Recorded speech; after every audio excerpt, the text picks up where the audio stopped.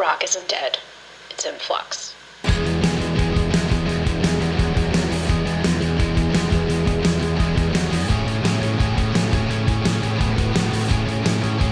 Hi everyone, I'm Britt with Rock and Flux, and I am joined today by Dreamkid and Mason Musso. Guys, thank you for being here with me today. Thank you. Thanks for inviting us. Thanks for having me. So this is actually my first, I'm going to call it like collaboration episode of having more than one person at a time. So I'm actually kind of excited for this. And I think you all are the two best people probably to start with. So as a starting point for those who maybe aren't aware of either of you, how did you each get started in music individually? And then how did you kind of come together to work together? Brian, you want to go first? Okay. I've always been interested in music since I was about 5, starting with rap music. My mom kind of bought me my first cassette, and from there, it was my life. I was just like obsessed about it. And then I started playing in bands in high school, mainly pop punk, Blink, New Found Glory, all that kind of stuff. And then when I moved to London, I kind of was missing home a lot. And for some reason, I started having this connection with 80s stuff because it reminded me of like my parents, what they used to listen to. And that's how the synthwave thing pretty much came in. And then with meeting Mason, and I don't know if you, Mason, you can tell your little backstory maybe. I've always loved music. I was raised around two parents that were did a lot of theater, so there's always kind of like singing in the house. And I guess I got my first guitar when I was like, before that I was in piano lessons, very young. Got a guitar for Christmas, and then started playing in like my church band. Actually, I grew up in Texas, so I went to like this giant mega church, a Texas mega church with like a skate park and an arcade, and like, it was when I was like 11, 12, I was already playing in like a legit stage in front of like, kids. It's and like stuff. that show on HBO with Danny Masterson and the oh gosh, what's that called? It's about that type of situation. It's like the Royal something. It's really good. Yeah, it wasn't as like, I guess that's more like well, it's like a play on that, right? Because they have the monster trucks. This was like rock and roll church. Oh, okay, you know what I mean? Okay. It was like Hillsong. Yeah. Okay. I've been to Hillsong before. Yeah. Okay. Kind of like that. So I grew up playing and just loved it ever since, and started getting in bands. I was always interested in 80s music. I don't know. I was born in 89, so for me, all the music my parents were listening to was a lot of like, 80s stuff. So yeah. Tears for Fears, the Proclaimers, The Cure, Depeche Mode, all that kind of stuff. Yeah. But also Blink and stuff like that was definitely around like my high school, when I was growing up, and stuff like The Killers, stuff like that. Elder millennial. Yeah. And so I actually hit up Brian. I was like, dude, I love what you're doing. I would love to be a part of it in any way I can. And he sent me over a couple tracks, and I was just like blown away. And so luckily he liked it, and then we just clicked. Cool. And obviously I knew Mason from Metro Station. I was following them since their debut. Yeah. When I first moved to London, I think 2006, 2007. I remember. I don't know how I discovered you guys. I think it might have been MySpace. Something like that. And a lot of the Metro stuff. I mean, we kind of get lumped in with a lot of the emo stuff, but I don't know anybody that listens to that first Metro record and thinks emo. It was always it was always very synth based. I thought. Yeah, it was like the Cars. The Cars. Yeah, we were super influenced by the Cars.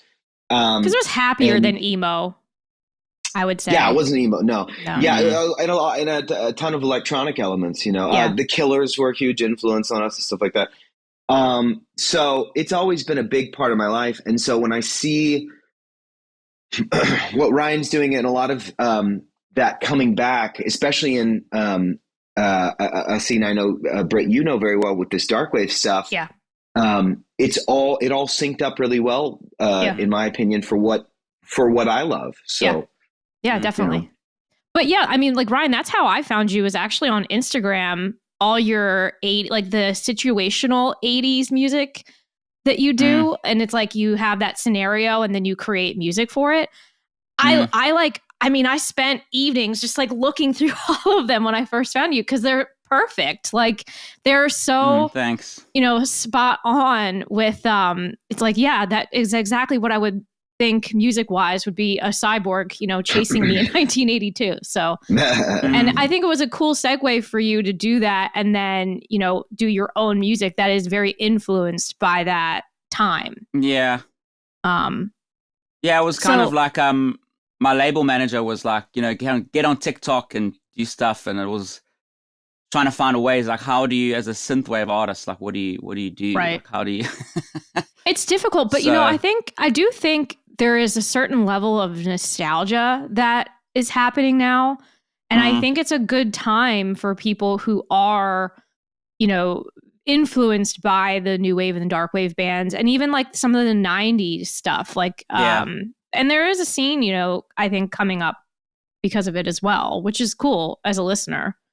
Yeah. I mean, I always thought the synthwave genre was gonna like take off. I was always like, it's like a sleeping giant. Like, it was still, it's still pretty niche, but I think even like, I think even in the last year or two, it's kind of really kind of picked up. Yeah. But I still think it still hasn't even, people, you tell the normal person in the street, like synthwave, they're like, what? But it's so cool. Like, even that time in the 80s, and it's probably romanticized, but like Duran Duran and like all those bands, like it was cool. I don't know, the videos and everything else. To be honest, I think the synthwave sound is not really true to 80s. It's almost like an over exaggerated version of it, because if you actually listen to 80s bands, they don't necessarily sound like synthwave, but there's just elements that they have there. Right. And it's just with synthwave, it's just like you're taking your modern technology and just kind of that's true, going as 80s as you can. Right. So your song together is called "Take Me On Tonight." Was that a play on the song "Take Me Home Tonight," or is it just completely separate? Mason kind of came up with that line. Yeah, it wasn't really no. Okay. Definitely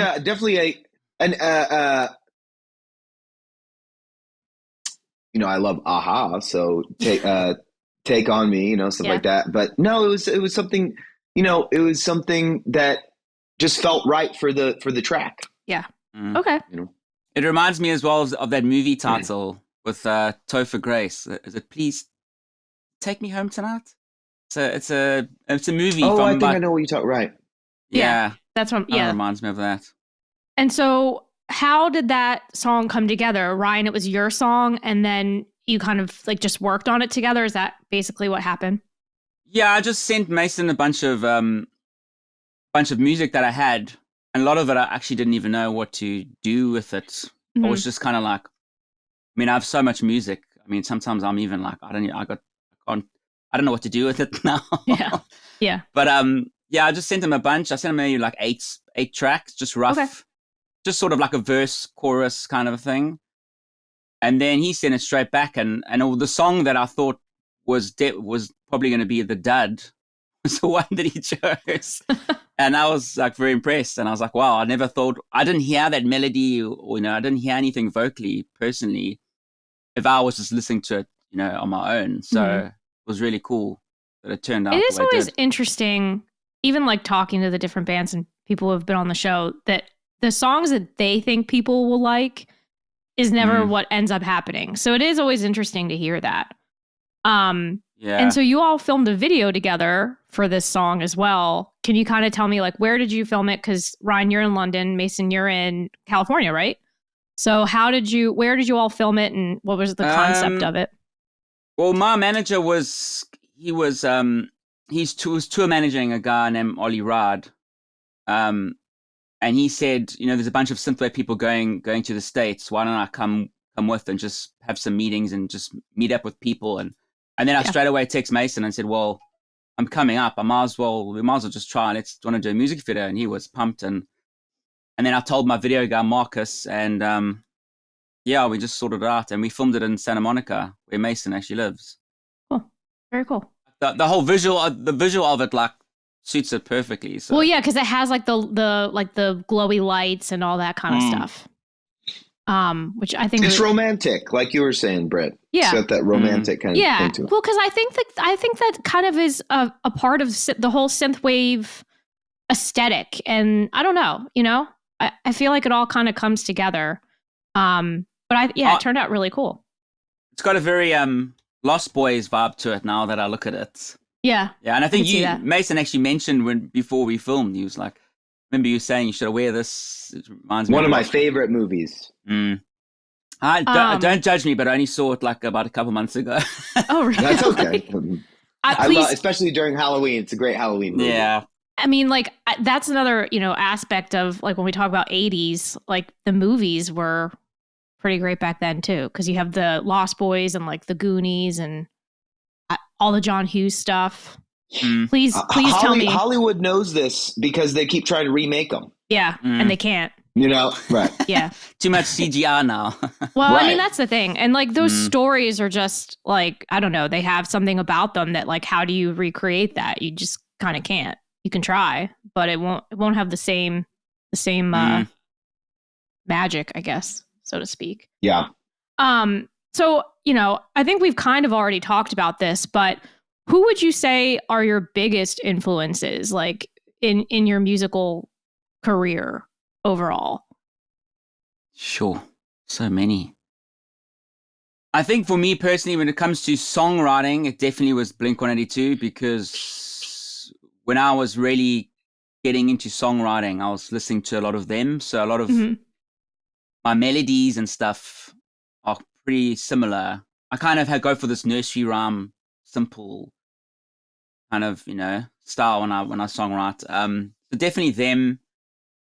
I love Van Halen as well. I actually love Sammy Hagar Van Halen, but bit of a touchy subject. I was just having this conversation with two of my friends from another band who were on the show a while ago, and like one of them prefers Sammy as well. My dad was always a Sammy Hagar Van Halen person, but I just found the best 80s synth songs that they do is with Sammy singing. I know Jump's the big one, but in terms of a lot of the other ones, I really like. It was like the late 90s, like 89, 88. It's not that I don't think people think Sammy is bad necessarily. I just think it's hard to come in and fill the shoes of someone like David Lee Roth, because and also, people always, I think, attribute how things started to what it is. So he was the first, and I think that's what people, I think he did a really good job. I mean, I couldn't even really, when I first got into Van Halen, I couldn't even really tell the difference personally. Yeah. I was like... Yeah, they have a similar vocal sound, but I mean, you just can't. I don't think you can compete with the chaps and the jumps and the showmanship of David. So true. Two very different people. Another band I listen to a lot is In Excess. They're great. I really like them. Yeah, they're great. Michael Hutchence was like. I don't think they get the notoriety that they should, because like their music is so good. Yeah, it might be because of, maybe it's because they're Australian. I don't know. Maybe. Yeah. Also, obviously, because Michael passed away so many years ago. I mean, I saw them in London a couple of years ago, and they had some other singer. I think they got him from some TV show that they did. Oh yeah, that did happen. Yeah. So, and I mean, that's to try and fill those boots. It's just like you never get to. Yeah, his vocals were really good. Well, those are like influences. Who? What are some bands that you all are listening to now that you're liking? I've got a bad habit where I listen to old bands. If I'm honest, I listen to a lot of stuff, even if it's not really old. I listen to a lot of stuff that's from like early 2000s, or lately I don't know if that's a bad or good thing, but I mean, there's nothing wrong with that. Mason, what about you? I don't actually listen to a lot of new stuff at the moment. I like a lot of the stuff Dry Majesty does. Gallo. I've been listening to him lately too. Yeah. Yeah, and Moreau. Yeah. But then obviously, all the older stuff: The Cure, Depeche Mode, OMD, New Order, Tears for Fears, The Killers. I listen to The Killers a lot as well. So I was going to say, one of my other favorite bands that I listen to now is Bring Me the Horizon. I really love them. Oh, okay. Yeah, great. Yeah. See, The Killers, I liked them when they first came out, but I don't know anymore. I'm not as big on their music. I don't know why. It's not that it's bad. I still like the first album that they did. Like, to me, that's probably my favorite. Yeah. But I don't know. I like that the one song, I'm the Man. I think it's I'm the Man. Yeah, that's a newer one. Song. That's a newer one. That wasn't bad. That was probably like the end of when I kind of I haven't really listened to them much since that song, I would say. I like their earlier stuff, I guess. So I don't know why. It's hard to break from a big record like Hot Fuzz. It's true. I mean, that was like a big one, and then everyone started wanting to kind of be like them, and I think that was almost like interesting because like everyone wanted to be like them, and then they didn't want to be like themselves anymore. So I feel like So I watched a video the other day of them like playing one of their first shows, and it's like 50 people, and they're playing Mr. Brightside, and people are like on their phones and like walking away, and I'm like, do you know this is going to be like one of the biggest songs ever? That's how it goes. Yeah, so funny. All right, so we're going to play a game, and it's called Playing Favorites, and I'm going to say something, and you all are going to say what your favorite of it is. And some of them may be easier than others. Okay. So here we go. Who is your favorite vocalist of all time? Since you both sang, I figured this was a good question. That's hard. Jeez, well, I have so many, but off the top of my head, I really like Patrick Stump from Fall Out Boy. Okay. That's one I do like. It's a good one. Obviously Mason as well. Thank you.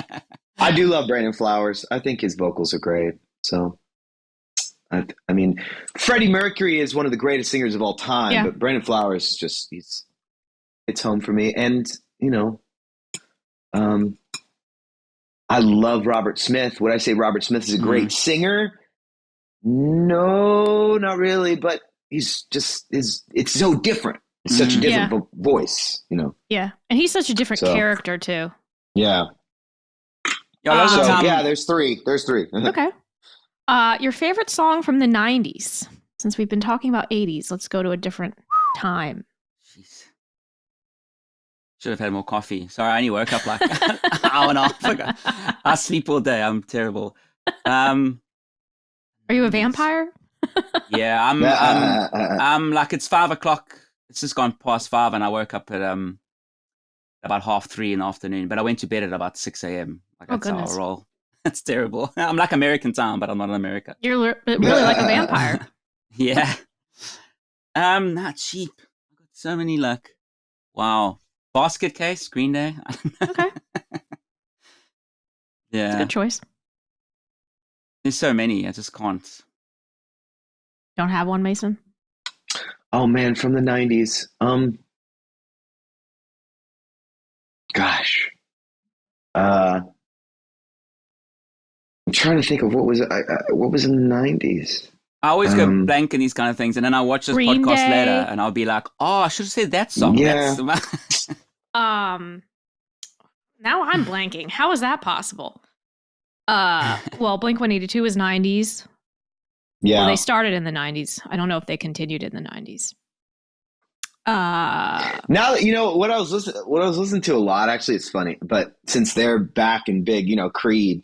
Oh yeah, there was a lot of good Creed stuff back in the 90s. So it really wasn't that bad. Like their first album too wasn't too bad. People give them a lot of flack. I don't know why. Like they're not as bad as Nickelback, and To be honest, I love Creed. I think I saw a meme the other day with Higher, and I was like, this song's so good.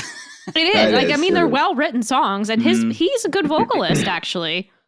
So no, it's just like Nickelback. Like I've never jumped on the Nickelback album Dark Horse for me is like really good in terms of that's production. the thing. Like if you listen to their songs, especially that album, like it's not bad, but they just get so much flack. I think it could be because they've kind of stuck to that recipe so much over the years. Yeah. And it's also become just a joke now. But what's funny, what's cool about them, they embraced, like on Twitter, they're like, they just, and that's cool. Like that makes me kind of go, oh, you know what? I respect them for that. I actually think they've gotten less hate since they've done that, to be honest. I don't know. Yeah, I don't hear. I mean, to people who make Nickelback jokes now, I'm like, okay, boomer. Right. Yeah. Your favorite John Hughes movie? Home Alone. Okay, that's a good one. It is John Hughes. For me, I was out of school at the time, and I was watching Breakfast Club, and that, even though that movie was in the 80s, that was the kind of school I went to. That was the social turmoil, those different characters was still very prevalent. The different lunch tables, you didn't associate with the jocks. So that movie for me really hit home. I didn't realize that was John Hughes. Yeah. No idea. Mm-hmm. That's John Hughes. I think Planes, Trains, and Automobiles is John Hughes too, isn't it?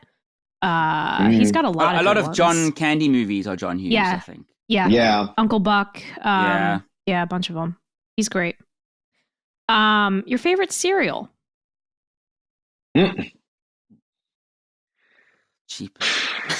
For letting people get to know you, be under the hood. I really like, I don't know if you get them in the States, but in South Africa we had strawberry pops, which are like Cocoa Pops, but they're strawberry flavored. I think we have something like that, but it's not. It's called something different. Okay, it was Kellogg's. I don't know if you get Kellogg's in this. Yeah, we do.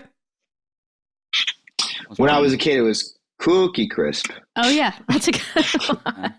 Never had that. No, it's good. It's good. It was good. I try to avoid it now, but it was a good cereal when I was a kid. Like, definitely wanted that all the time. Definitely. Your favorite snack food? Could be now. I love those like cheap ramen noodles. You get those like. Yeah. I'm a big beef jerky fan. I like jerky, so good quality. Good jerky. Have you ever had I'm a carnivore? So have you ever had biltong? I love biltong. Okay. Well, I haven't eaten meat in 6 years, but like when I did, like in South Africa, like biltong. I mean, I used to love biltong. Like, really good. Yeah. Yeah, it's good. Your favorite beverage could be alcoholic or non. If you don't drink. I got to be honest. I'm a sucker for a Monster.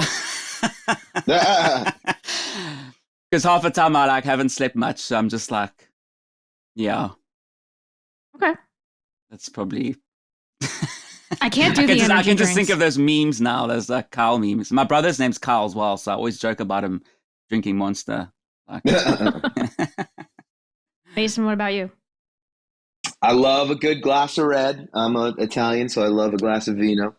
But growing up, probably like a Dr. Pepper. Okay. That was like my jam, Dr. Pepper. As a Texas kid, it's definitely Dr. Pepper's the drink. Okay. It's good, especially in the summer. Yeah. Your favorite clothing brand?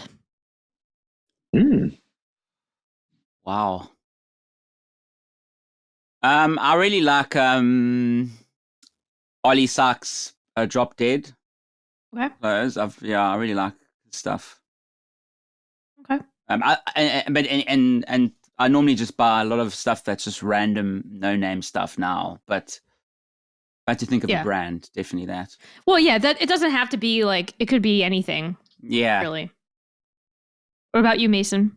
You have a favorite? I love All Saints. Okay. I love I like Zara. I shop at Zara a lot, actually. Yeah. And I like PacSun. I like and I go to thrift stores a lot too. So over here we have like Buffalo Exchange and a couple different ones. So I go to those too. Nice. Okay, last one. Your favorite instrument to play? I actually like the drums. Yeah, really? Yeah. That's interesting. I actually wanted to be a drummer originally, but when my parents found out the price of drums when I was like a kid, they were like, no. My mom was like, well, in South Africa, it was like maybe 4,000 Rand for a drum set. Okay. But an acoustic guitar was about 200 Rand. So my mom was like, nah, here's a guitar. So I was like, okay, I'll play guitar. But when I think about it now, I think I kind of, on stage, I like kind of running around and stuff and being up front. So I don't think I would have, but in terms of playing instrument, I love playing drums. I think it's fun. Okay.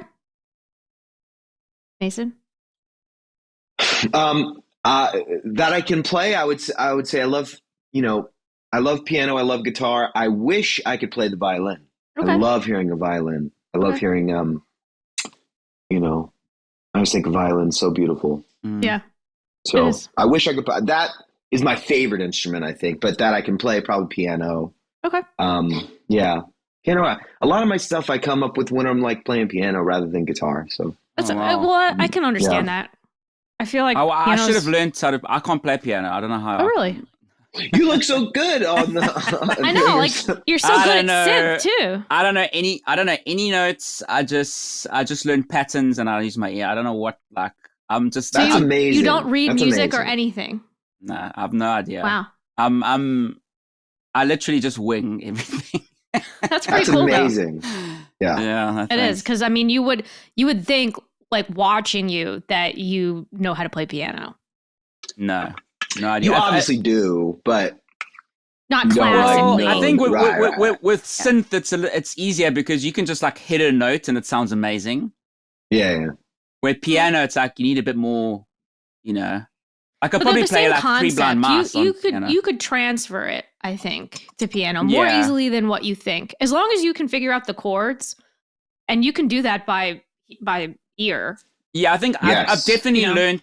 I'm starting to learn the patterns from doing all these, the synthwave stuff. I'm learning what goes and what doesn't go. You're probably doing the chords and you don't even realize you're doing it, because naturally the ear wants to go to those major chord sounds. Yeah. And so you probably are, and you just don't even realize it. Yeah. I don't look at any, I don't look at, I don't know. People ask me, what's your key of that song? I'm like, I don't know. I need to go look. That's funny. Well, see, we learned something. I didn't expect that. I really didn't. I think guitar I probably know the best. Probably know, because I know like some scales, like pentatonic, that kind of stuff. But that's as far as my theory goes. Okay, so here's a question I ask everyone. And Mason, you and I have talked about this when you were on a Social Order, but I think it would be interesting to have you both discuss it. So there's that saying that like rock is dead. And I would be curious what your thoughts on that term is, if you think it's dead, so to speak. I find with rock, it's not dead if you're looking at bands that have been going for a while. Mm-hmm. I feel like it's dead with new bands that are doing rock. Not all. I mean, obviously, it's very subjective, because you have that, what's that Italian band they're called? Mains? I don't know if Maneskin. Oh, yeah. They're pretty rock German and they're for some huge. Reason. Yeah, they do. No, I think they're Italian. But I mean, obviously, they won something. But, I mean, in terms of rock, for me, rock is ubiquitous. It's like, I think that synthwave could be a form of rock. That's just like how I see it. Yeah, I think I'm thinking rock when I'm just thinking like guitar based. Right. But like most of the synthwave bands have guitar in them, So yeah. I still consider it a subgenre of rock. Yeah, definitely. Because it's like, you still play in a band and tour. Yeah. And it's got those elements of it. So that's how I kind of see it. That's why I don't think it's dead. I think it's just like, it's just changed and it's different. Because like, for example, in the 80s, all of those new wave bands were considered like rock. Like Billy Idol isn't necessarily rock and roll if you look at it from a classic sense. No. But he would be considered that, right? Yeah, I don't think it's dead. I think it's more just like, if you're a rock band now and you big on TikTok, then rock's not dead for you because right. You know. But then there's other, not just rock. I feel like there's a lot of other stuff, like a lot of DJ. I mean, remember being a DJ was like massive. I mean, it still is. Yeah. But it funny that seems you like it's a little mentioned bit oversaturated now with DJs, Yeah. and I think it's going a little bit like people maybe showing. Like I would say DJs are not like in that world, right? Because it's like No. I'm not saying they are. I'm just right. Yeah. I was just kind They of are like rock stars. Yeah. They could be. Yeah, that's true. You know, like That's true. Skrillex stuff is pretty hard. Yeah. That's true. And he's so popular too. You know, so people like you could say rock's more of a attitude or a bit of a like an energy than Yeah. I would agree with that. Than what instruments you're using. I would agree. I would agree with that for sure. And so Mason, I also want to bring up Social Order. Your band just released a new album. It sounds great. So, do you, and Tantalize is the new single that is off that. So, I mean, do you want to share anything about that album at all, or? It was so special being able to put out, you know, these 5 songs and then having Johnny Dynamite on it, who I'm a big fan of. Yep. Kind of complete the whole you know, EP, and I think it's a really good collection of where our sound is kind of going, and you know, more to come. So it sounds great. And I thought Thanks. I thought the Johnny Dynamite thing was cool too. We're still finding our sound and really honing in on what it is, and I think people can expect a lot more evolution to our sound as well. You know, so yeah. And Ryan, what about you? I love your production, by the way. Yes. Do you mix that? That's all Anthony. All Anthony. And then we have a buddy of ours. Good job. I will. And then our buddy Trey from the band Corinne, Trey. Yep. Yeah, he mixed and mastered a lot of the stuff. So. Oh, awesome. Yeah, and they're kind of they're very synthwave as well. Corinne, you know, yeah. But they're in like this kind of like dark wave goth scene, and that's again why I feel like, you know,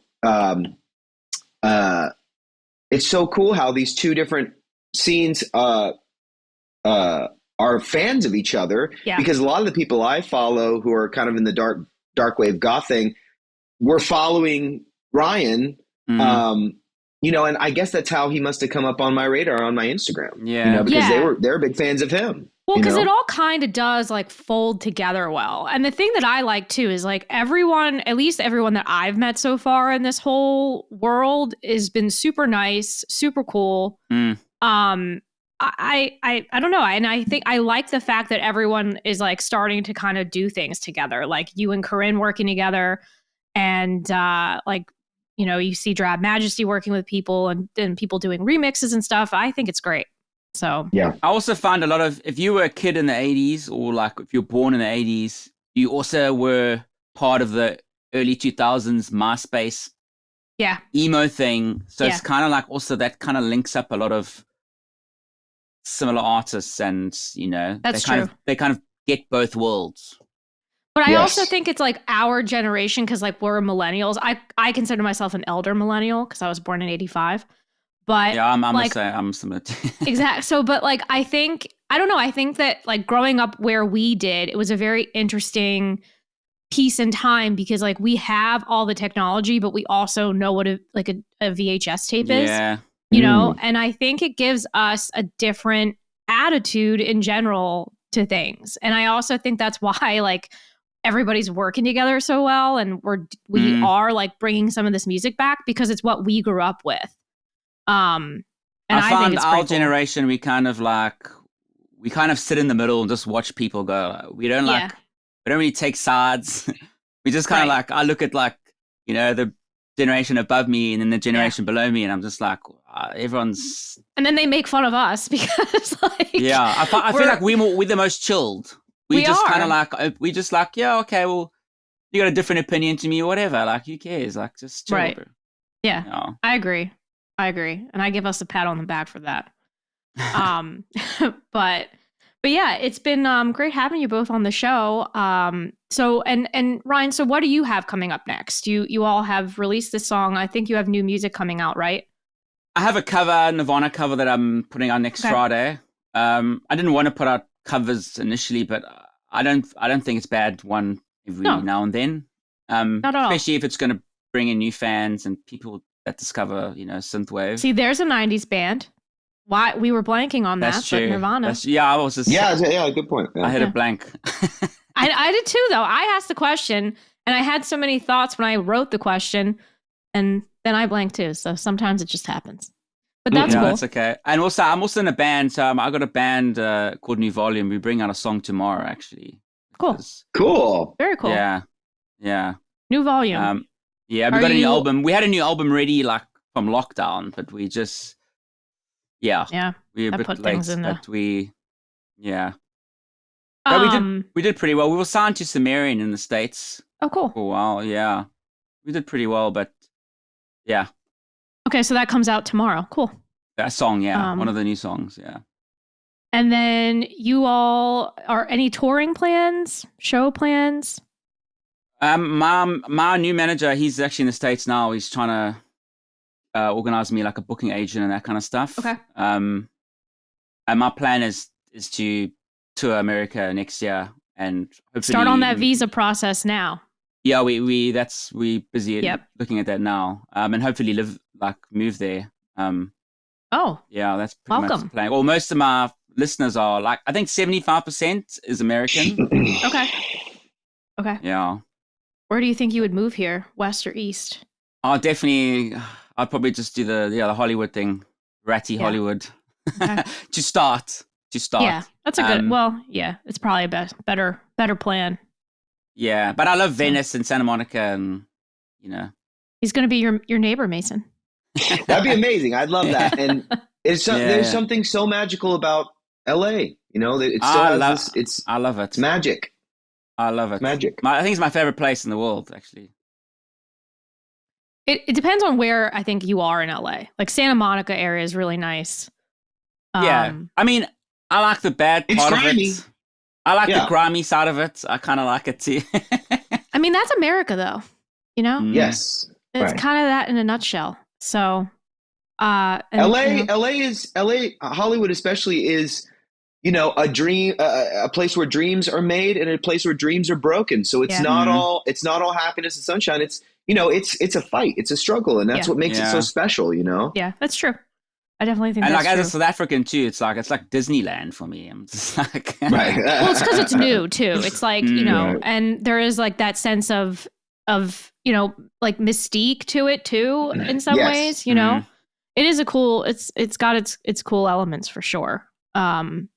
Any touring plans for Social Order at all, Mason, coming up? Or we're working on something for February. Okay. We were going to play a show in Vegas, but unfortunately, Andrew's grandfather got really sick. That's kind of sad, so we weren't able to do that show, but probably in February. And we're talking with Corinne about hopefully doing some shows with them in the future, which we would love that.